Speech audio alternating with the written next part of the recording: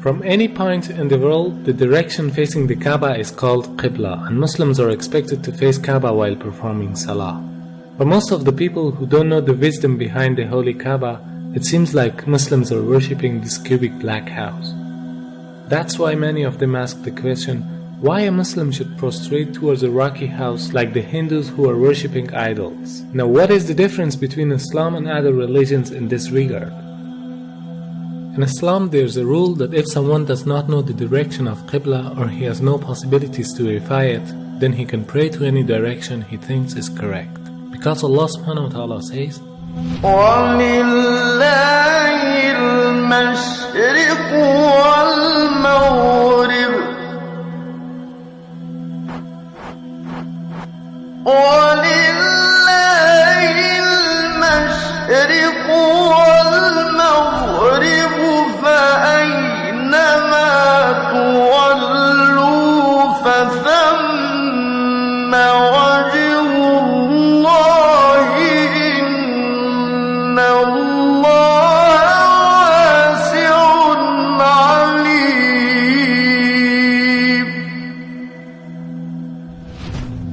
From this verse we can understand that the meaning of prostrating towards Kaaba is only to be united. Otherwise, everywhere is belonging to Allah subhanahu wa ta'ala. No Muslim ever worships the Kaaba when you offer Salah. Kaaba is the Qibla. It is the direction. We Muslims, we believe in unity. Now when we offer Salah, suppose you want to offer Salah here. Some will say, let's face north. Some will say south. Some will say east. Some will say west. For unity, Allah says in the Quran, Surah Baqarah, that wherever you are, face towards the Kaaba. So Kaaba is the Qibla, it is the direction. So we are facing in that direction, but no one worships the Kaaba. Furthermore, if yet you have doubts, if you read the hadith that's mentioned in Sahih Bukhari, volume number 2, in the book of Hajj, chapter 56, hadith number 675, Hazrat Umar, may Allah be pleased with him, he was the second Caliph of Islam, second Khalifa. He said that this black stone pointing at Hajar Aswad, black stone, it can neither benefit me, it can neither harm me. Just because my Prophet kissed it, I'm kissing it. This statement that this black stone can neither harm anyone nor benefit anyone is sufficient to prove that the Muslims don't worship the Kaaba. Furthermore, at the time of the Prophet, there were Sahabas, there were companions of the Prophet who stood on the Kaaba and gave the azan. No idol worshipper will ever stand on the Kaaba and give the azan, proving that no Muslim ever worships the Kaaba. It's only the Qibla, it's a direction. Not only Salah towards the Kaaba, rather the circumambulation is also a sign of unity. If you look to the creation, from the tiny world of quantum to the huge celestial bodies in the universe, from the very atom to the biggest stars and planets, they are all rotating and circumambulating around a certain axis in a counterclockwise direction. And this is exactly what the Muslims are doing around the Kaaba. So in Islam, it's an act of worship. It means in nature everything is worshipping the Almighty Creator, but not the body which is in the center of the circumambulation. This represents the unity in the whole creation. Beside the logical fact, there is a scientific reasoning about the Kaaba. When a person puts his head on the ground towards the Kaaba, the harmful charges would be released out of his body in a perfect manner, and it causes the body to balance its energy system. To know how it works, first you should know about the concept of the golden ratio. The golden ratio is a proportion of a longer distance to a shorter one, which is equal to phi constant, 1.618. This ratio is also called a divine proportion because the Almighty Creator has used the very same proportion in a great number of events.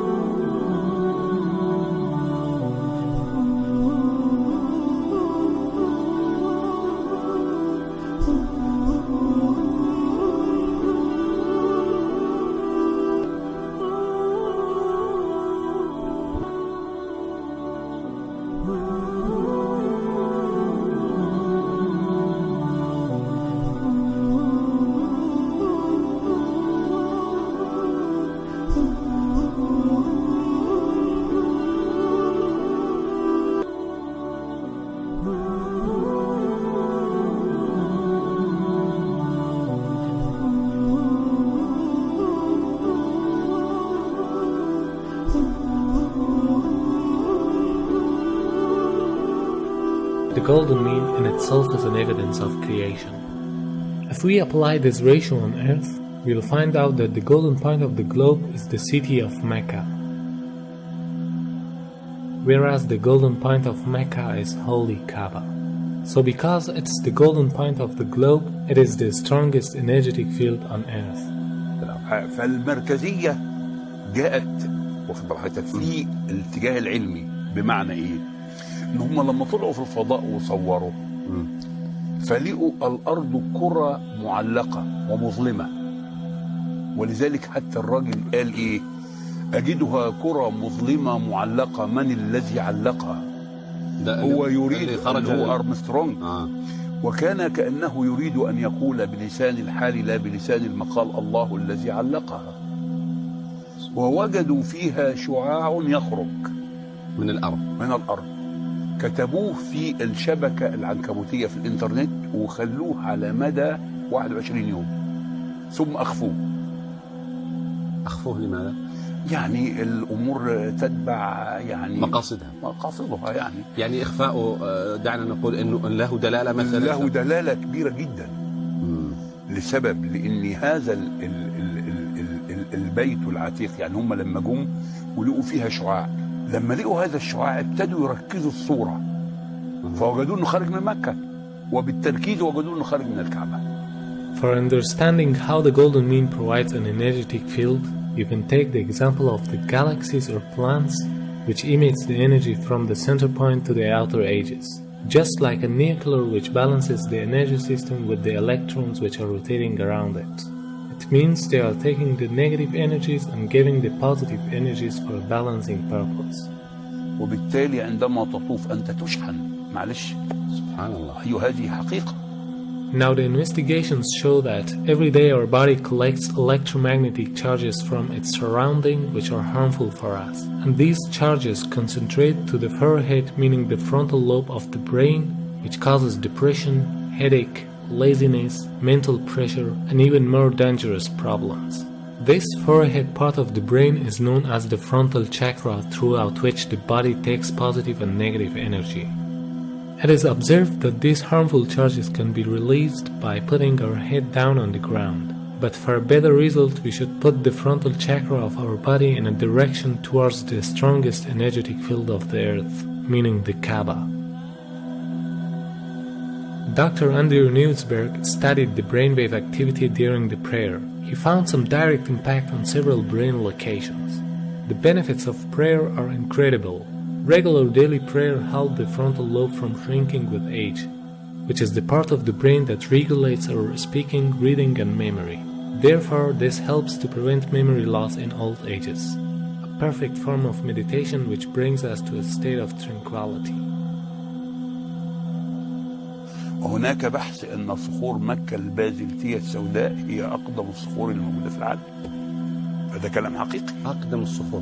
أيوة. وهذا أثبت علميا. أثبت علميا وبحث منشور، وليس أخذوا صخور بازلتية من مكة وشافوا المناطق اللي بتتكون هنا. الأمر إنه المتحف البريطاني فيه 3 شرايح من الحجر الأسود، وقالوا هذا الحجر ليس من صخور المجموعة الشمسية. The latitude of the coordinates of Kaaba is 21 degrees and 25 minutes. The first verse that describes Kaaba is the verse 225. Could this mathematic harmony be a simple coincidence? The possibility of numbers depicted in the Quran with order number 114 rising until verse 286, which describe the Kaaba for the first time, has a chance of 1 in 100,000 for them to appear next to each other. Surah 2, verse 125. The part of the coordinates after the comma can be described in the form of minutes, as well as in ratios of percentages. In order to handle the upcoming objections, when we look at the coordinates of Kaaba by changing them to percentage ratios, we come across the following verse. Surah 2, verse 142. Hence, no matter how we look at it, there is a sign in the verses that point to Kaaba and this could only be possible with the wisdom of God. Although there are scientific facts behind every command of Allah subhanahu wa ta'ala, but the Muslims should obey them without any reasoning. Because there is always a wisdom behind any order of the Creator that people cannot easily unlock the secret. But for us it is important to seek the satisfaction of our